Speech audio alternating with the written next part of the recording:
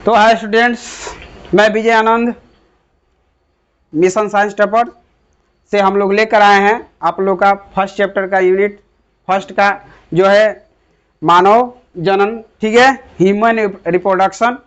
तो इसमें का जो भी ऑब्जेक्टिव क्वेश्चन है इसको सॉल्व करेंगे। आगे आप लोग को जो है फर्स्ट चैप्टर और सेकंड चैप्टर का जो ऑब्जेक्टिव क्वेश्चन है मिल ही चुका है और अच्छा आशा करते हैं कि आप लोगों को अच्छा लगा होगा।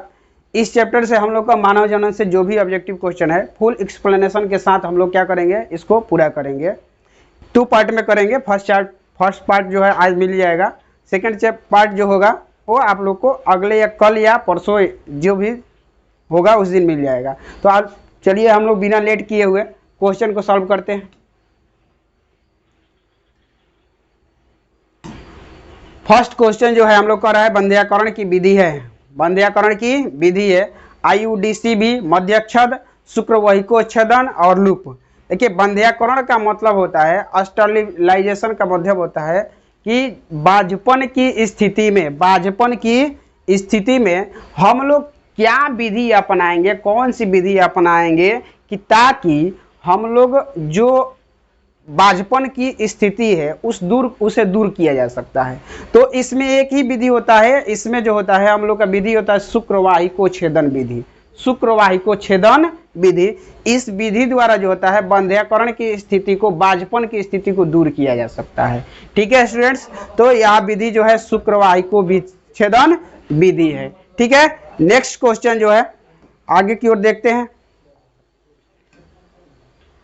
निम्नलिखित में कौन जन्म नियंत्रण में प्रयुक्त आंतरिकी अवरोधक है? कह रहा है कि निम्नलिखित में कौन जन्म नियंत्रण में प्रयुक्त यांत्रिकी अवरोधक है। ध्यान देंगे, अवरोधक का मतलब रोकने वाला। तो रोकने का बात किया जाए तो ये तो रुकेगा नहीं प्रॉपर्टी, ये भी मध्यक्षद, ये डेलकॉन चादर ये भी रुकेगा नहीं, लूप रुकेगा नहीं। तो मध्यक्षद जो होता है इसका करता है नियंत्रण की प्रयुक्त यांत्रिकी अवरोधक को क्या करता है, रुकता है। ठीक है, तो नेक्स्ट हमारा आंसर जो होगा क्या होगा, मध्यक्षद होगा। नेक्स्ट क्वेश्चन की ओर चलते हैं। निम्न में से किसमें गमन अत्यधिक घट जाता है? कह रहा है क्वेश्चन कि निम्न में से किसमें गमन अत्यधिक घट जाता है। फर्स्ट ऑप्शन हमारा कह रहा है कि एंजियोस्पर्मियम में, इसमें तो घटेगा नहीं, एंजियोस्पर्मियम में घटेगा नहीं क्योंकि वह चलनशील होता नहीं है। बहु शुक्राणुता में इसमें भी नहीं घटेगा, अल्प शुक्राणुता में ये भी नहीं घटेगा क्योंकि शुक्राणु जब अल्प रहेंगे तो इसमें अत्यधिक घटेगा ना, घटने का कारण चूंकि ऑलरेडी पहले से घट चुका है तो घटने के कोई चांसेस नहीं है। नेक्स्ट जो है वीर्य में शुक्राणुओं की गतिशीलता।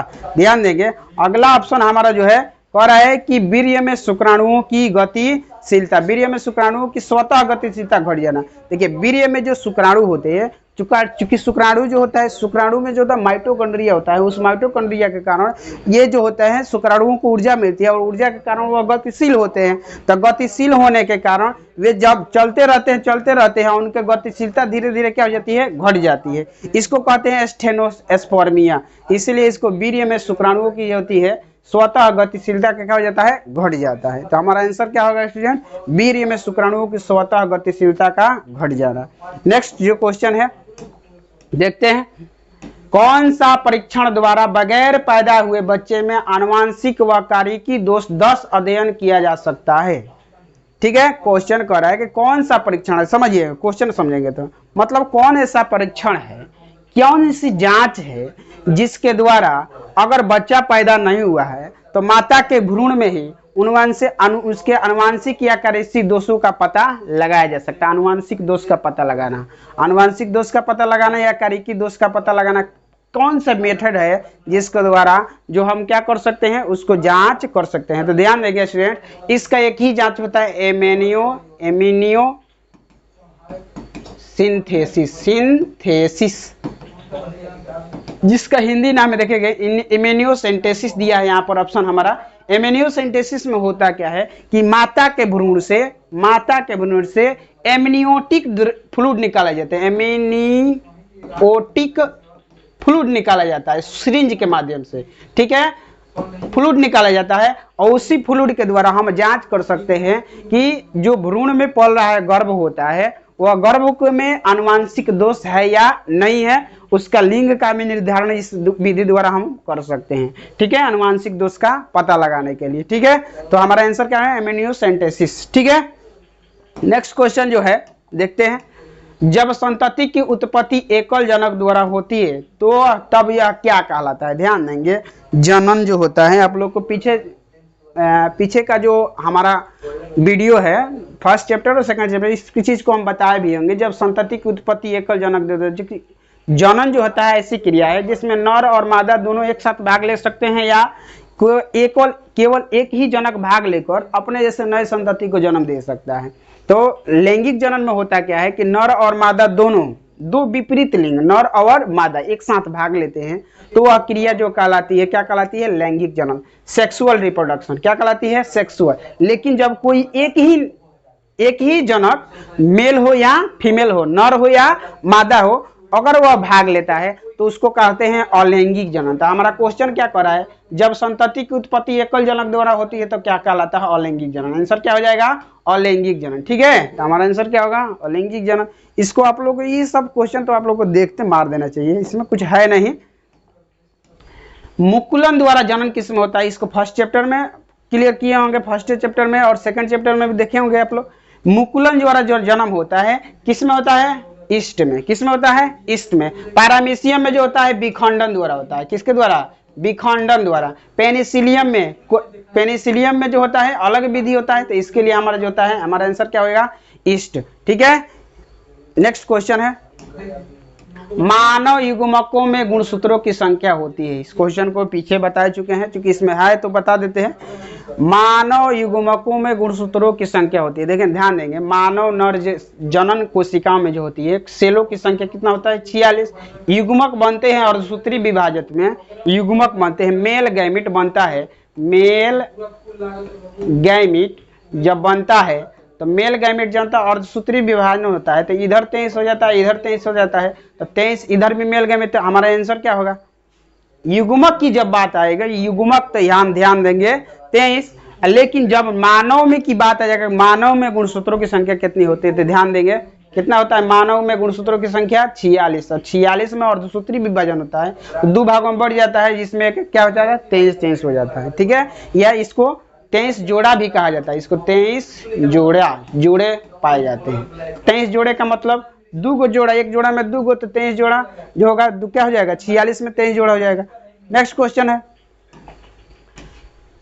अंड प्रजक है, इनमें से कौन अंड प्रजक है। ध्यान देंगे, अंड प्रजक, ध्यान देंगे, मुर्गी भी अंड प्रजक है, सांप भी अंड प्रजक है, मगरमच्छ भी अंड प्रजक है। तो हमारा आंसर क्या हो जाएगा, सभी।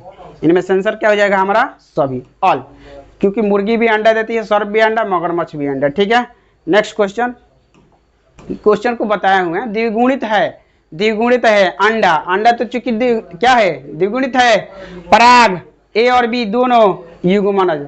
अंड जो होता है, अंड होगा यहाँ पर, अंड क्या होगा, अंड। तो अंड जो होता है अगुणित होता है, अगुणित। ठीक है, यहाँ पर जो होता है पराग जो होता है, ये भी क्या होता है, अगुणित। और ए और बी होगा नहीं, तो ये हमारा आंसर क्या है, युग्मनज, क्योंकि युग्मनज जो होता है द्विगुणित होता है, इसको 2n से डिनोटेड करते हैं। ठीक है, तो युग्मनज जो होता है द्विगुणित होता है, तो हमारा आंसर क्या होगा, युग्मनज। नेक्स्ट, शुक्राणु का नियंत्रण किसके द्वारा होता है। ध्यान देंगे, शुक्राणु जनन का नियंत्रण किसके द्वारा होता है। तो शुक्राणु जनन का आपको पता होगा कि नर में जो होगा शुक्राणु का नियंत्रण, इसको थ्योरी क्लास में पूरा विधिवत बताया गया है। शुक्राणु जनन का नियंत्रण किसके द्वारा होता है, तो शुक्राणु को निर्माण करने के लिए हार्मोन जो स्रावित होता है, सीक्रेट होता है, वह कौन सा है, एंड्रोजन। कौन सा होता है, सॉरी, एंड्रोजन। तो हमारा आंसर क्या हो जाएगा, एंड्रोजन। ठीक है, नेक्स्ट क्वेश्चन है, हार्मोन जो मासिक चक्र से संबंधित न हो। क्वेश्चन कर रहा है, जो मासिक चक्र से संबंधित न हो, मंथली सर्कुलेशन से संबंधित न हो। देखिए, ध्यान देंगे, ल्यूटिनाइजिंग, इसका कहते हैं ल्यूटिनाइजिंग हार्मोन। एफएसएस को कहते हैं फॉलिकल स्टिमुलेटिंग हार्मोन। और एस्ट्राडियोल, तो ये तीनों भाग लेता है। मासिक चक्र में ये भी भाग लेता है, ये भी भाग लेता है, ये भी भाग लेता है, लेकिन ये वाला TSH जो भाग लेता है, थायराइड स्टिमुलेटिंग हार्मोन, ये मासिक चक्र में इसका कोई काम नहीं है, क्योंकि थायराइड ग्रंथि से सेक्रेट होता है, स्रावित होता है, इसका मासिक चक्र में कोई लेना देना नहीं है। तो ये वाला जो हमारा आंसर होगा क्या होगा, ये वाला, क्योंकि यहाँ पर कह रहा है संबंधित नहीं हो, न हो, मतलब संबंधित यही ना नहीं है, ये तो तीनों भाग ही ले रहे हैं, तो इसलिए हमारा मासिक चक्र में संबंधित जो है TSH हार्मोन का नहीं है। ठीक है, नेक्स्ट क्वेश्चन देखते हैं। मनुष्य में गर्भधान की अवधि में है, ध्यान देंगे, मनुष्य का गर्भधान, गर्भधान का मतलब हुआ कि गर्भ अवधि कितना दिन का, ध्यान देंगे मनुष्य में गर्भ अवधि आपको पता होगा कि 9th मंथ का होता है, 9th मंथ ना 9 महीना का होता है, तो 9 महीना में ध्यान देंगे 9 महीना में जो होता है, 9 में 1 महीना में रेशियो जो होगा कितना दिन का, 30 दिन का, 30 दिन में होगा तो 9 3 27, 270 होगा, 270, तो हमारा आंसर क्या होगा, ध्यान देंगे यहाँ पर 200 होगा नहीं, 250 होगा नहीं, 260 होगा नहीं, यहाँ पर होगा, चूंकि यहाँ पर देखिए ध्यान दीजिएगा थोड़ा सा यहाँ पर मिस टाइपिंग हो गया है, यहाँ पर होगा 270 डेज। ठीक है, यहाँ पर 2705 हो गया है, क्योंकि यहाँ पर होगा नहीं, तो हमारा आंसर क्या होगा 270 डेज, 270 डेज। ठीक है, नेक्स्ट टॉप क्वेश्चन है, नर में क्या होता है, नर में क्या होता है, बल्बोरेथ्रल ग्लैंड और बर्थोलिन ग्लैंड और प्रोस्टेट ग्लैंड, काउपर ग्लैंड। ध्यान देंगे इसमें नर जो होता है, नर में क्या होता है, ध्यान देंगे नर में तो हयू होता है, बल्बोरेथ्रल ग्लैंड, बर्थोलिन ग्लैंड ये मानव में नहीं होता है, प्रोस्टेट ग्लैंड ये होता है नर में, काउपर ग्लैंड नर में होता है। अब क्वेश्चन थोड़ा सा गलती हो गया यहाँ पर, नर में क्या नहीं होता है, नर में क्या नहीं होता है, यहाँ पर क्वेश्चन नर में क्या नहीं होता है, क्वेश्चन मिस टाइपिंग हो गया है, नर में क्या नहीं होता है, तो बल्बोरेथ्रल ग्लैंड होता है, बर्थोलिन ग्लैंड नहीं होता है, तो हमारा आंसर यहाँ पर क्वेश्चन अगर नर में क्या होता है तो तीनों, नर में क्या होता है तो तीनों होगा, बल्बोरेथ्रल ग्लैंड और प्रोस्टेट ग्लैंड, काउपर ग्लैंड, लेकिन नर में नहीं क्या नहीं होता है, तो ये वाला आंसर होगा बर्थोलिन ग्लैंड, बर्थोलिन ग्लैंड। तो यहाँ क्वेश्चन में थोड़ा सा टाइपिंग में गलत है, नहीं यहाँ पर नहीं लिखा पाया है, तो हमारा आंसर होगा बर्थोलिन ग्लैंड। ठीक है, नेक्स्ट क्वेश्चन, ह्यूमन फीमेल के भ्रूण में किस प्रकार का क्लीवेज होता है, ह्यूमन फीमेल में किस प्रकार का क्लीवेज होता है, तो होलोब्लास्टिक। ध्यान देंगे ह्यूमन फीमेल में जो होता है क्लीवेज जो होता है वह होलोब्लास्टिक होता है, लेकिन समान भी होता है, होलोब्लास्टिक भी होता है और समान होता है, हमारा आंसर यहीं पर मिल जाएगा, होलोब्लास्टिक और समान होता है। ठीक है, होलोब्लास्टिक एवं समान सेम टाइप का होता है। नेक्स्ट क्वेश्चन, फॉलिकल का फटना तथा ओवा का बाहर निकलना कहलाता है। ध्यान देंगे फॉलिकल का फटना, जब फॉलिकल फटता है तो उसमें से ओवा का मतलब होता है बाहर निकलते हैं, ओवा का मतलब एग्स जो होते हैं बाहर निकलना शुरू करते हैं। तो ध्यान दें यहाँ पर जो इंग्लिश के पढ़े हुए क्वेश्चन स्टूडेंट होंगे, इंग्लिश जो पढ़े होंगे, आप लोगों को पढ़ा होगा कि ओवा जोड़ क्या, ओवा बाहर निकलना से होता है, लेसन या TION जो होता है यहाँ पर लगाया जाता है, तो ओवुलेशन, हमारा आंसर क्या हो जाएगा ओवुलेशन, तो हमारे यहाँ क्या हो जाएगा ओव्यूलेशन, ओवा का बाहर निकलना ओवुलेशन कहलाता है, आंसर होगा ओवुलेशन। तो इसी इजी है सब। किससे विकसित शुक्राणु को पोषण मिलता है, ध्यान देंगे किससे विकसित शुक्राणु जो होगा उसको पोषण, चूंकि शुक्राणु है तो शुक्राणु जो होगा जो भी क्वेश्चन होगा, जो शुक्राणु जहां पर संचित रहता है तो संचित रहेगा, तो उसको जीवित रहने के लिए इसके लिए जो कुछ ना कुछ पोषण पदार्थ चाहिए, पोषक तत्व चाहिए, इसके लिए जो होता है उसके लिए जो यहाँ पर कहाँ से लेता है, इंस्ट्रियल सेल से लेगा नहीं, स्पर्मोगेनिया से लेगा नहीं, स्पर्मेटोसाइट से लेगा नहीं, तो हमारा आंसर यहाँ पर सर्टोली सेल, सर्टोली सेल जो होता है शुक्राणुओं को पोषण देने का कार्य करती है, शुक्राणुओं को पोषण देने का काम कौन करता है, सर्टोली सेल, सर्टोली की कोशिकाएं, ये सर्टोली की कोशिका, चूंकि एक वैज्ञानिक थे सर्टोली, उन्हीं के नाम पर इस कोशिका को, उन्हीं ने इस कोशिका का खोज किया था, तो इसीलिए इसको कहते हैं सर्टोली कोशिका, इन्होंने ही इस चीज को खोज किया, तो इसके नाम पर सर्टोली कोशिका नाम रख दिया गया, जो शुक्राणुओं को पोषण देने का क्या करते हैं, कार्य करते हैं, भोजन तो शुक्राणु पोषण करते हैं, तो किसको करते हैं, सर्टोली कोशिका को। चलिए नेक्स्ट क्वेश्चन है, वृषण थैली किससे संबंधित है? ध्यान देंगे, वृषण थैली जो होगा तो क्लियर है कि वृषण थैली जो है किससे संबंधित है? वृषण से, क्योंकि वृषण में ही वृषण थैली होगा, वृषण कोष में ही वृषण थैली होगा, अंडाशय में होगा नहीं, अंडाशय होता नहीं है, तो ये हमारा आंसर नहीं होगा। यकृत में तो वृषण होने के चांसेस नहीं है, लीवर जिसको बोलते हैं, आवृक में वृषण का कोई क्या बात है, तो यहाँ पर आंसर हमारा क्या होगा? वृषण। वृषण थैली किससे संबंधित है? तो वृषण से। ठीक है, तीनों तो होगा नहीं। सहायक जनन ग्रंथि है, नेक्स्ट क्वेश्चन थोड़ा देखते हैं। सहायक जनन ग्रंथि है, तो सहायक जनन ग्रंथि ध्यान देंगे, सहायक जनन ग्रंथि मेल में जो होता है, सहायक जनन ग्रंथि कौन होता है? शुक्राशय। ठीक है, जिससे शुक्राशय से शुक्राशयी द्रव निकलता है, उसी जो होता है शुक्राणुओं को सुरक्षित करने का, सुरक्षित रखने का कार्य करता है। प्रोस्टेट ग्रंथि ये भी जो होता है प्रोटेक्शन देता है शुक्राणुओं को। कॉपर ग्रंथि ये भी जो होता है क्या होता है? कॉपर ग्रंथि जो होता है ये भी क्या करता है? शुक्राणुओं को जो होता है पोषण और सहायता देता है बाहरी चीजों से बचने के लिए। तो हमारा आंसर क्या हो जाएगा? सभी। आंसर क्या होगा? सभी। ठीक है, नेक्स्ट क्वेश्चन की ओर चलते हैं। कॉर्पस स्पोंजियम पेशी में किसमें पाया जाता है? कॉर्पस स्पोंजियम पेशी किसमें पाया जाता है? ध्यान देंगे, एक पेशी ऊतक होता है जो हमारे जो जैसे मेल का जो शिश्न होता है, शिश्न का जो मांस होता है वह अलग, तो मस्कुलर जो टिश्यू होता है वो अलग प्रकार का होता है, जिसमें कॉर्सम क्या कहता है? कॉर्पस स्पोंजियम नामक पेशी ऊतक पाया जाता है, मस्कुलर टिश्यू। तो हमारा यहाँ पर शिश्न होगा, क्या होगा? शिश्न। वृषण में होगा नहीं, अंडाशय में होगा नहीं, वृक्क में होगा नहीं, तो आंसर हमारा यहाँ पर शिश्न होगा। शिश्न। ठीक है, हमारा आंसर होगा यहाँ पर शिश्न। थोड़ा सा मिस टाइपिंग हो गया है, शिश्न होगा यहाँ पर। ठीक है, नेक्स्ट क्वेश्चन। इक्टोडर्म सॉरी भ्रूणावस्था में सभी ऊतक का निर्माण किससे करता है? ध्यान देंगे, भ्रूणावस्था में सभी ऊतकों का निर्माण कौन करता है? तो ऊतकों का निर्माण, ध्यान दीजिएगा, ऊतक का निर्माण की बात आ रहा है तो देखिए ध्यान दीजिएगा, मनुष्य का जब भ्रूण जो होता है जब 16 से 32 कोशिकाओं का हो जाता है तो इसको कहते हैं प्राइमरी एम्ब्रायो, प्रारंभिक भ्रूण। यही जब विकसित होता है, जब बड़ा हो जाता है तो 3 भागों में बढ़ जाता है। कितने भागों में? 3 भागों में। ठीक है, 3 भागों में बढ़ता है तो एक का नाम पड़ जाता है एक्टोडर्म। ठीक है, एक्टोडर्म। दूसरा होता है मेसोडर्म, और तीसरा होता है एंडोडर्म। ध्यान देंगे, एंडोडर्म। तो ध्यान देंगे, हमारा शरीर दिख रहा है ना आप लोग का, हम लोग का शरीर ध्यान से देखा जाए तो 3 भागों में बटा हुआ। यहाँ से एक भाग हुआ, यहाँ से एक भाग हुआ, इसके नीचे से एक भाग हुआ। तो एक भाग का निर्माण एक्टोडर्म कर दिया, एक भाग का निर्माण मेसोडर्म कर दिया, एक भाग का निर्माण एंडोडर्म कर दिया।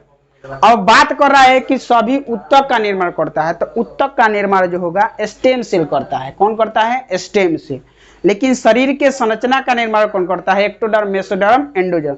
तो यहाँ पर 3 कोशिका भ्रूण जो होगा 3 सेट बढ़ जाता है, जिसका नाम पड़ जाता है एक्टोडर्म, मेसोडर्म, एंडोडर्म। तो ये जो होता है शरीर की संरचना बनाने का कार्य करते हैं, लेकिन जितने भी ऊतक होते हैं, टिश्यू होते हैं, सबको बनाने का काम कौन करेगा? Stem cell. ठीक है, नेक्स्ट क्वेश्चन। अंडाशय के नजदीक का फैलोपियन ट्यूब का भाग है। अंडाशय के नजदीक का फैलोपियन ट्यूब का भाग है। क्वेश्चन कर रहा है, देखिए ध्यान, इस्थमस। ठीक है, तो हमारा आंसर क्या हो जाएगा? इस्थमस।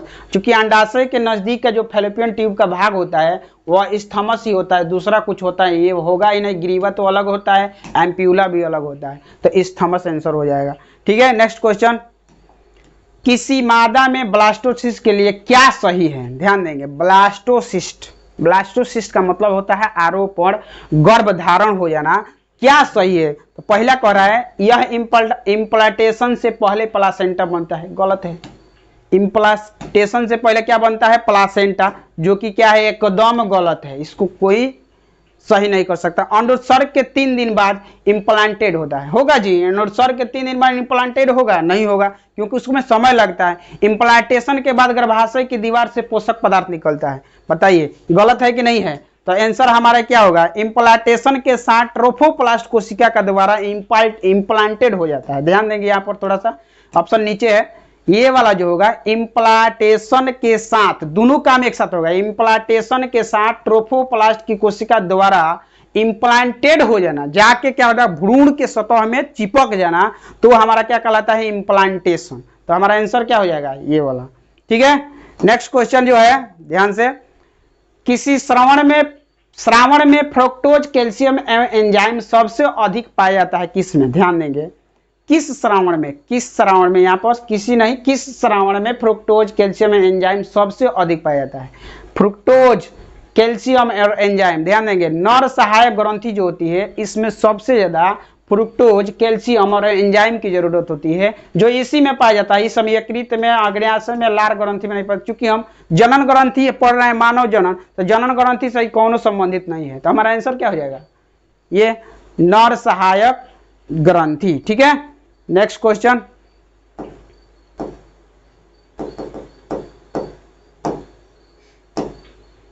क्या हो गया बाबू? क्वेश्चन होगा, नेक्स्ट क्वेश्चन जो होगा हम लोग का, नर युग्मक तथा मादा युग्मक के संयोजन से क्या बनता है? ध्यान देंगे, नर युग्मक और मादा युग्मक। तो नर युग्मक और मादा युग्मक, मेल गैमिट और फीमेल गैमिट जब भी संयोजन होता है तो आपको पता होगा एक द्विगुणित नर युग्मक और मादा युग्मक जब संलयित होते हैं तो इस क्रिया को ही कहते हैं निषेचन। क्या कहते हैं? निषेचन, फर्टिलाइजेशन। ठीक है, तो फर्टिलाइजेशन जो होता है इसमें द्विगुणित संरचना बनती है। ऐसी द्विगुणित संरचना का नाम पड़ जाता है युग्मनज। हिंदी में युग्मनज, इंग्लिश में जाइगोट कहते हैं। क्या कहते हैं स्टूडेंट्स? जाइगोट। तो हमारा आंसर क्या होगा?